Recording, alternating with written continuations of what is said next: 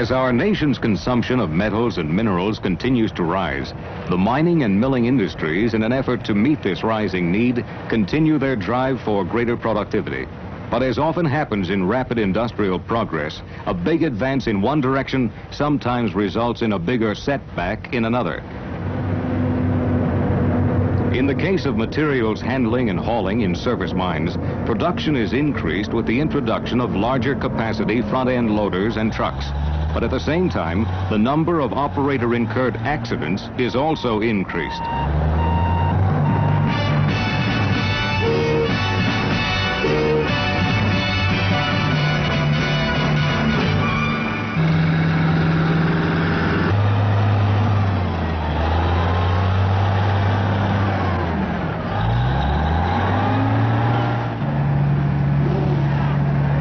In an emergency, most operators will tend to act instinctively and reflexively. And if they had previously operated another model with different controls, they are very likely to find themselves confused and in trouble when trying to operate a new or different machine.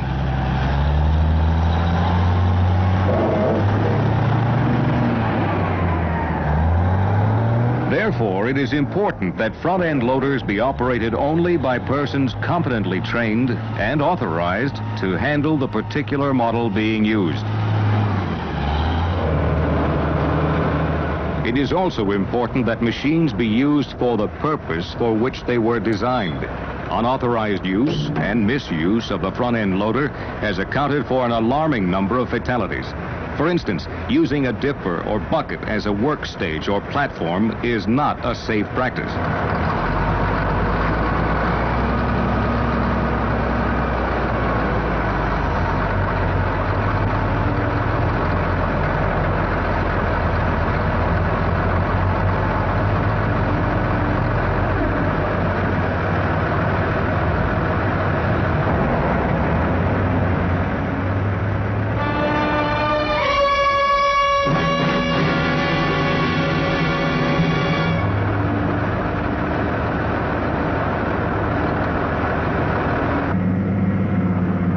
Still another recurring and hazardous example of equipment misuse is the unsafe practice of riding in the bucket of a front-end loader.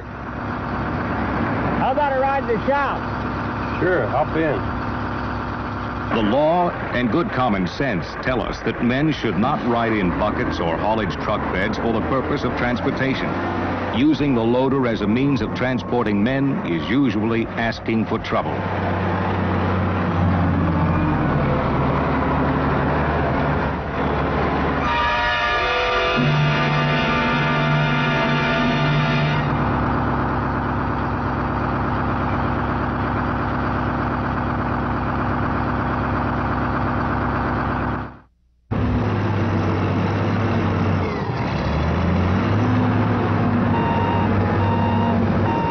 Recently, a front-end loader operator at an open-pit sand and gravel mine was involved in an accident that could only be classified as a case of dangerous work practice. The front-end loader's job was to load sand and gravel into trucks for haulage to the construction site.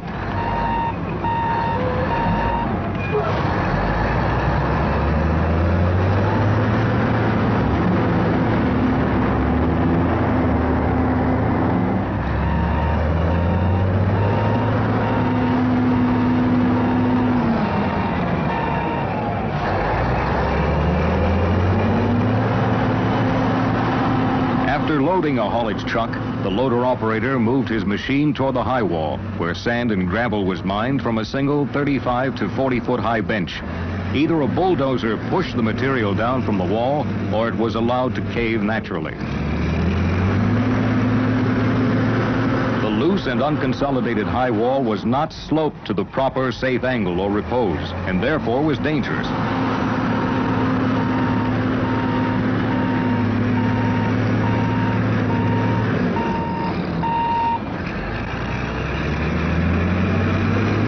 Company safety rules specified that the high banks be pushed down from above with a bulldozer, and that material was not to be mined directly from the high wall with a front-end loader.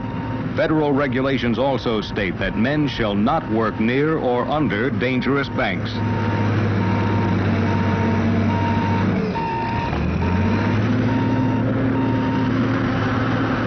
operator knew the company safety rule against using the front-end loader for mining the high wall.